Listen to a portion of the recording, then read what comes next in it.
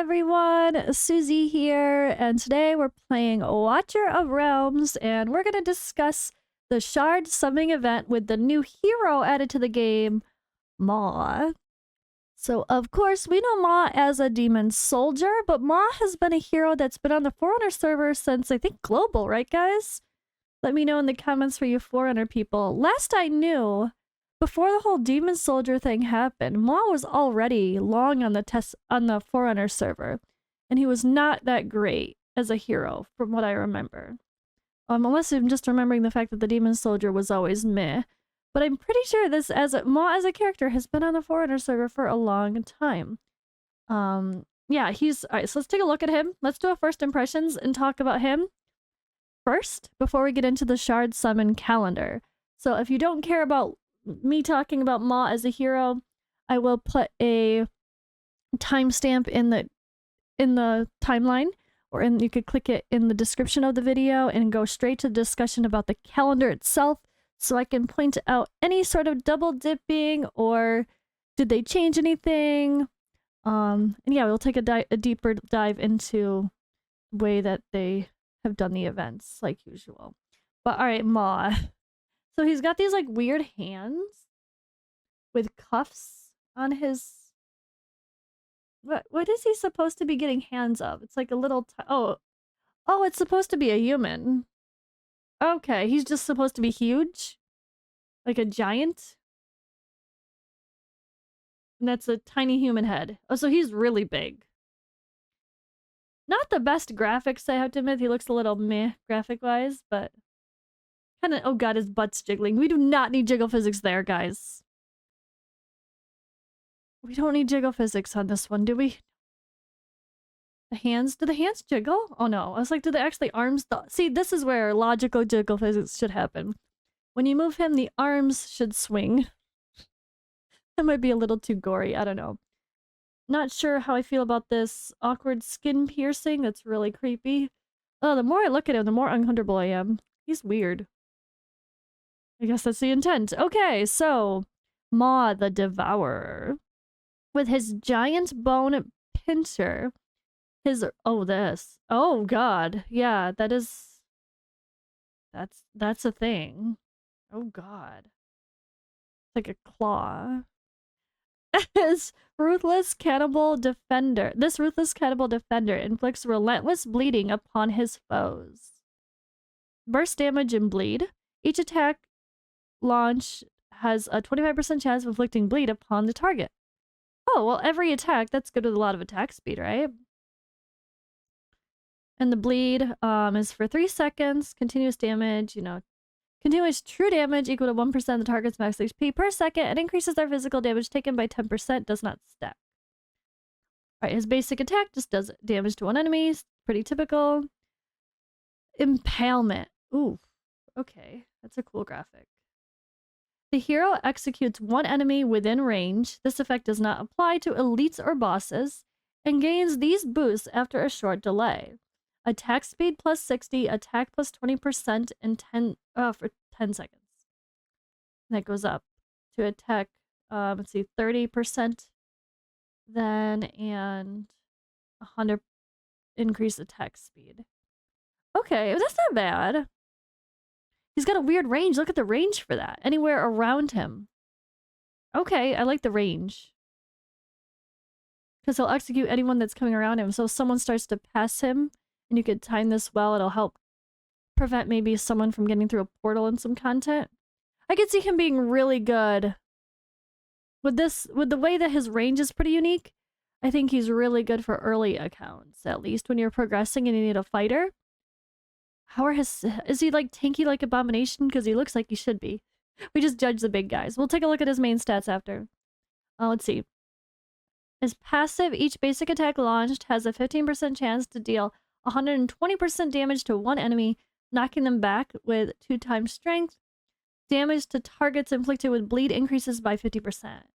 Okay, so he could be a knockback hero like we use Bora and Edith in Gear Dungeon 2, right? Sounds like it. But it's a low chance, so you can't time it. The chance goes up to only 20% chance, but it's every turn. So he would be If you make him super tanky and have a ton of attack speed, I think he sounds like he'd be a good candidate for the lower position in Gear Dungeon 2. But can he survive? Is he tanky enough? That's the real question, because he is a fighter at the end of the day. I don't know. Alright, so Crimson Devour. Passive, killing targets increases the hero's damage by 5% and max HP by 5% permanently, stacking up to 3 times. Okay, so after he kills people, a few people, he can get up to 50% max HP, or a lot more than that plus here. Okay. So it does add to his tankiness after the first round of killing a couple people. Will he survive the first round of the dude coming out, the Banshee? In Gear Dungeon 2? I don't know. That's one thing I want to see. Sorry, his cost is 17. He's got 29,000 base HP, 5,700 attack, 2,200 defense. So let's take a look at Abomination, maybe? 30,022. Okay, so almost the same stats as Abomination. So yeah, he should be pretty tanky. I just don't know about if the hardest stages of Gear Dungeon 2 he can hang for as the knockback hero. Actually, what am I saying? Yes, he can. If we can make Borat survive to do that role, then we could definitely make him survive, right? Never mind. You just have to make him tanky. Okay. Anything else interesting here? Attack and roll 2.6. Okay. Rage regen auto 13. That's a little better. Normal though. Yeah, I don't know. He doesn't scream like amazing. But I think if he's gonna perform well either as a bleed hero, or as a knockback hero, he's going to need a ton of attack speed. I feel like you'd make him like have a ton of attack speed and be tanky, and use him for bleed, and yeah, I don't know. Use him for bleed and knockback, and not necessarily as like a normal damage dealer, maybe, and that's how he'll shine. I don't know. That's what I think. Alright, let's go. Awaken 1. Basic attack on targets inflicted with bleed recovers 5% of max HP for the hero. So, the only problem with these events is like it's hard to get more copies of them.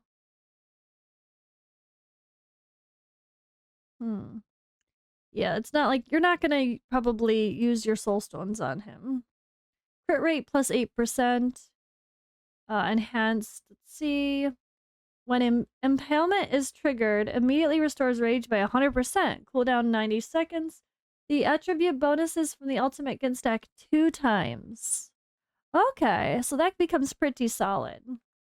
Yeah, so up to like 60% attack increase and a 200 attack speed increase. So yeah, Awaken 3 sounds pretty solid when using his ultimate for sure. That sounds a lot better. But are you gonna put 3 soul stones in this guy? I don't think he's that good. Being a limited, hard to get hero. Unless he gets added to the pool after, which I don't think Helga did, so I don't think they're gonna have that habit for him either. Okay, penetration plus 8%. And then Bloody Shove guarantees crit hits on targets inflicted with bleed. That might come in handy for some extra damage. Then you just don't build him with crit rate. If you get him Awaken 5, you don't build him with crit rate. And you just hope when Bloody Shove happens, the passive procs, he does a lot of damage that way. I don't know. Ugh. He's a weird one. What do you think, guys? Let me know in the comments below. I feel like he has potential to be a solid hero for maybe Guild Boss, because he's also Nightmare with a ton of attack speed and the bleeding if you don't have a Salazar. And maybe for Gear Dungeon 2 for the knockback. And he's okay. I think if you get him early game, he's going to be amazing because he's tanky. You could make him be a main person that you use to block the lanes, and he can, if anything starts to get through, he can stop them, execute them. So I think a progression hero, great. But will most later game or end game players that have been playing for a year or more actually need him? Don't think so. But should you get him? Yes. Everyone should get every fusion, no matter what, I think, because it's so easy to get fusions. But before I say that, let's actually make sure that that is the case. So 200 fragments to get him, and we get 195 just by the events. Only need 5 from Oracle Trials. So yeah, this is going to be easy. 90 of them from Oracle Trials, which it's never hard to get the Oracle Trial ones, right? You just have to do the basics. So although there's 2 Arrival of Heroes ones, so that's a lot. Okay. So if you don't summon this weekend, I mean, still, even if you don't summon at all for the sake of the Oracle Trials or Spiritual Altar, let's see. That is 40 plus 30 is 70, right? Yes. That's all I see. That's all I see. Okay. So even if you do 0 summons for the rest of this month, because you're waiting patiently for other stuff, although hopefully this month other stuff comes, but if let's say you do 0 summons for the entire month, you can still easily get him as long as you do everything else. So good job, Moonton. They're still making the fusion type events not dependent upon summoning, which I think is really important. It just feels so terribly, I guess, pay to win or a struggle for people to have to pull during an event they might not want to pull if they don't want to miss a fusion. So that's really good that they do that. Because like if you take, this is a lot. If you just take away 170 or 70, there's plenty more to go.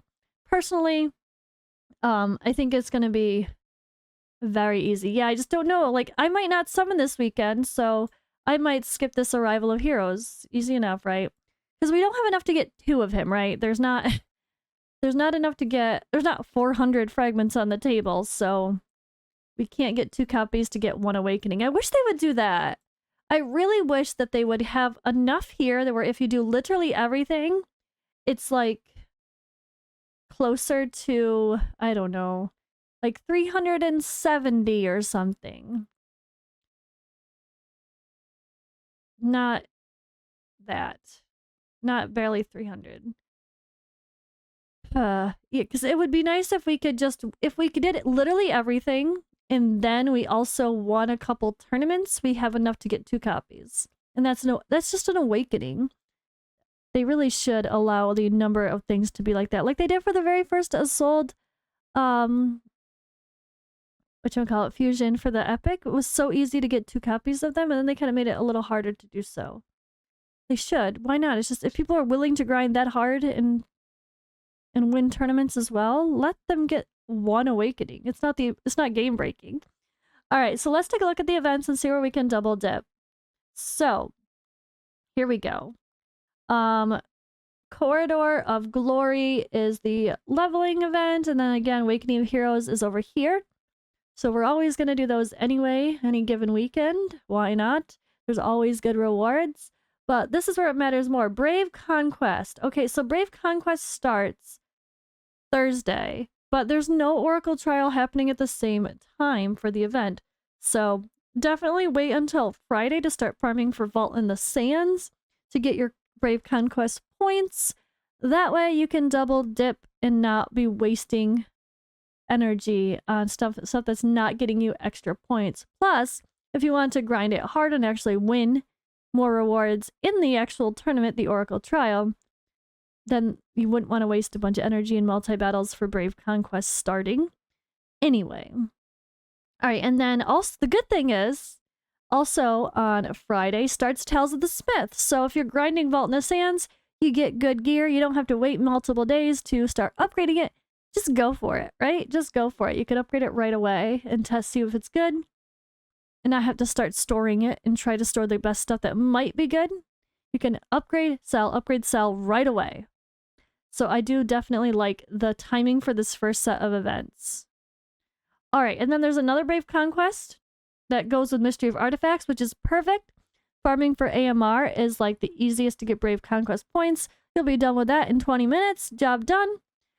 And then, but here, okay, let's see. Tales of the Smith. Okay, so Tales of the Smith, another Brave Conquest, and Forgotten Place all overlap on the 22nd, which is a Sunday. So, with that in mind, like over the weekend, wait until Sunday before grinding for anything beyond the Mystery of Artifacts. So that way you're double dipping yet again. Like, see, look here, Saturday, right? Saturday the 21st, there's no Brave Conquest. So you might as well pause. Don't worry about farming that day.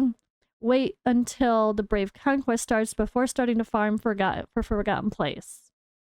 Palace. And then at the same time, there is a Tales of the Smith. You can immediately look at that gear, roll it up, see if it's good or not, sell it if it's not, and not have to worry about your space. So this is why I like to talk about the calendar, so you guys at least remember, like, oh shit, I didn't even think to double dip. You know, it's so easy. But maybe if you watched my video, it'll be in your head, oh wait, I gotta double check the calendar. Which days are things gonna overlap? I'm just trying to be that little voice in your head to remember to try to min-max your time and your energy. Time is money, right? All right, let's take the last Oracle trial for Lost Legacy.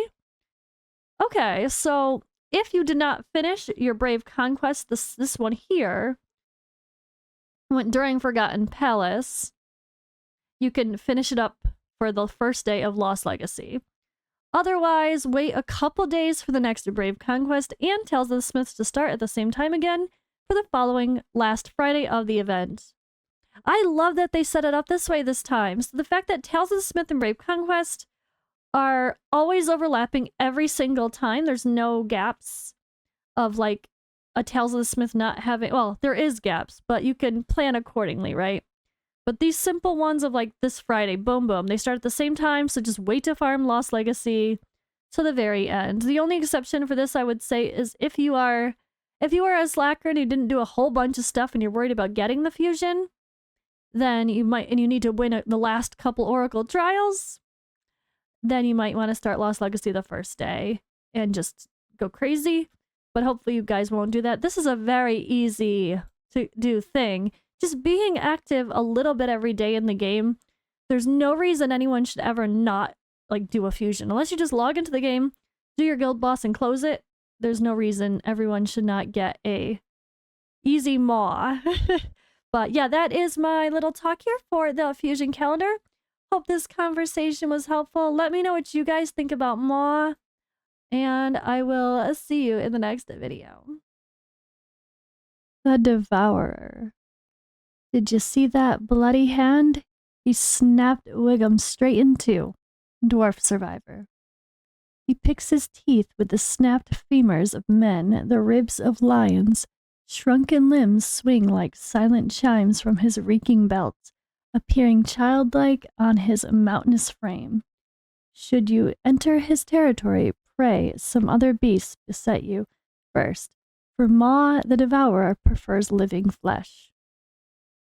When trophy hunters encroached on MAW's bone-shewn hunting grounds in Blackroot Bog, the great beast took the intrusion as a personal affront. He used the terrain to his advantage, crippling members of the party one by one before dragging them back to his lair. There, he would feast upon them for days on end, keeping them alive by cauterizing their latest wounds. Their numbers rapidly dwindling, the hunters began setting more complex traps. They left a concealed snare for MAW that drove spikes through the meat of his palm. When the trap was checked in the morning, all that remained was a massive dismembered hand, chewed straight through the bone at his wrist. Believing some other great beast might have found MAW and finished the job for them, the hunters set their sights on this new mountainous foe. From his hiding spot, MAW cursed his enemies, but was grateful for the time that their naivety brought him.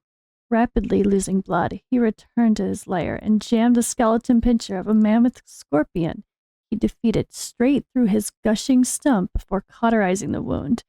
much he had done with the earlier victims. Coated with a poultice of maggot mash and tree sap, it healed brilliantly. When Ma had recovered, he stalked the trophy hunters and set upon the remaining members, snapping them into pieces with his new appendage as if it were trimming parchment paper. After gorging himself on their bodies, the Goliath preserved their limbs and adorned them as medals of his own upon his belt. His hunting ground reclaimed, Ma roams the Black Group Bog perpetually in search of his next live meal.